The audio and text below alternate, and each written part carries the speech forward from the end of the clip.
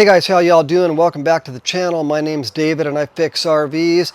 Today is Sunday and I've got the day off, so I want to go ahead and use my spare time to finally finish assembling this portable Dewalt power station. Let's get started.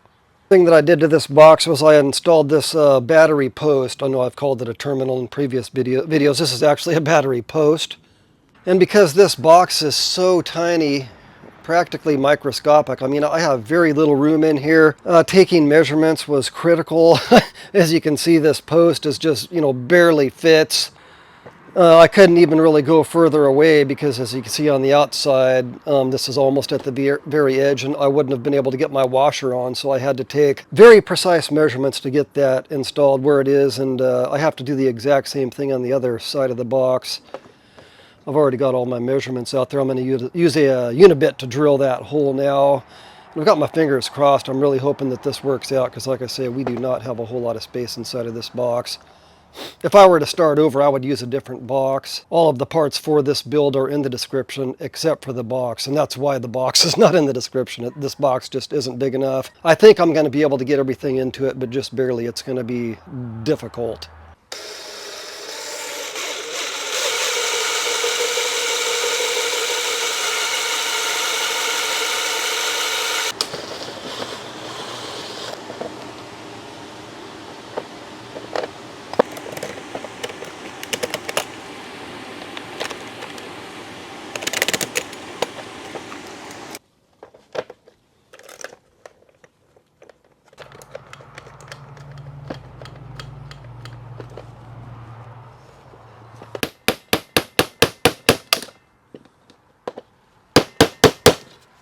Okay, I've got the second battery post installed. It was a tight fit just like the other side. Very sketchy. Now let's see if the battery is going to fit.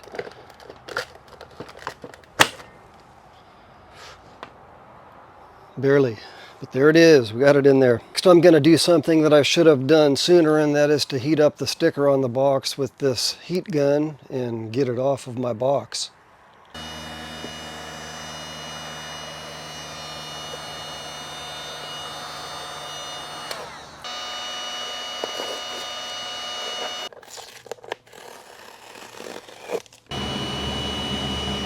The sticker's really on here.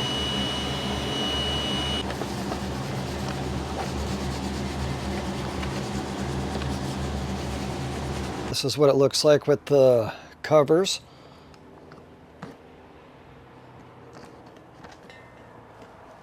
And now I do have some, or at least a decent amount of space here in the middle section. I didn't want to put my battery terminals too close to each other though, so I put them on the outside of the box in those tight spaces. Next thing I'm going to do is I'm going to install this amp slash voltmeter switch here on the left. Then I'm going to install a switch to turn this terminal on right after that, and then we will wire everything up and this box will finally be finished.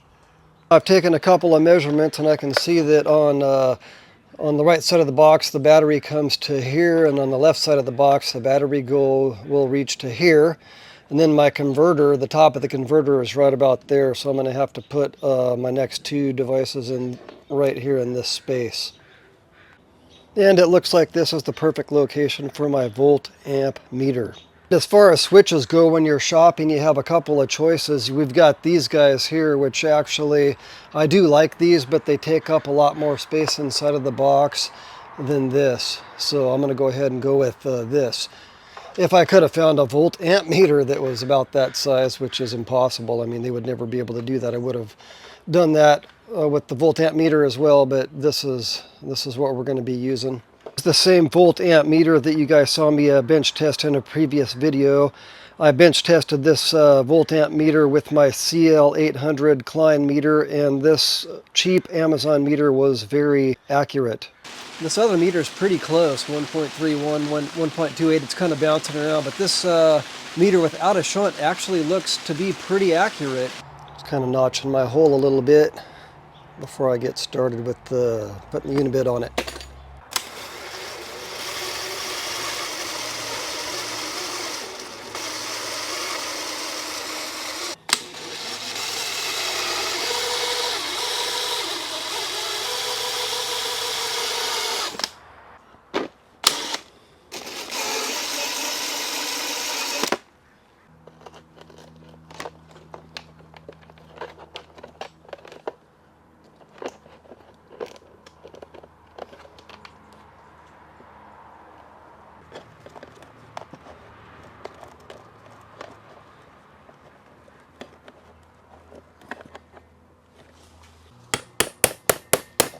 My meter is 1 7/8 down from the top, so I've done the same here for my switch. This hole is going to be a lot smaller.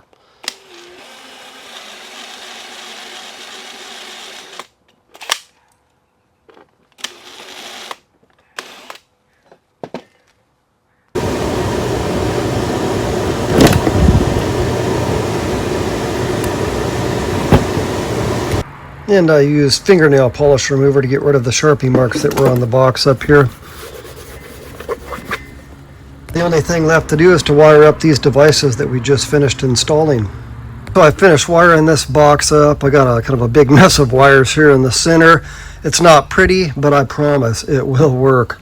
If this were a bigger box, I definitely would have used a fuse panel. That would have been a lot nicer. Enough room to drop in some batteries. There's one there. Drop another one in over there. So now with the batteries installed and this switch in the off position, we have no voltage on the Klein meter. Let's turn this on here. And now we have 19.82 volts. These two terminals here will allow me to add a third battery into the mix. So now we've got 3 batteries paralleled together, and that's just so that if these batteries start to get weak here, I can just add this into the system and quickly charge those 2 batteries. Because I don't want this terminal to be live all the time, I added a switch, so as long as this switch is off, this terminal is dead. Plus we've got these caps that came with it. These are pretty nice. And let me flip the box around. So over on the other side of the box we've got these 2 switches. This switch turns this outlet on and this switch turns that outlet on. Now, as you guys know, I did install this volt amp meter. Unfortunately, I had to put it on the other side of the box. There was, you guys saw me do that. There's nowhere on this side of the box to put the meter. You just turn the switch on the other side of the box, and there we go. Now we've got a volt meter and an amp meter. And I've tied the volt amp meter into this left switch only. This right switch will not read volts or amps. So now this allows me to power up 12 volt appliances or anything that runs off of 12 volts anytime I need to. Okay guys, be sure not to miss my next video when we learn together how long this Dewalt Power Stack battery can run a 12 volt RV furnace. Thanks for watching, and I'll see you next time.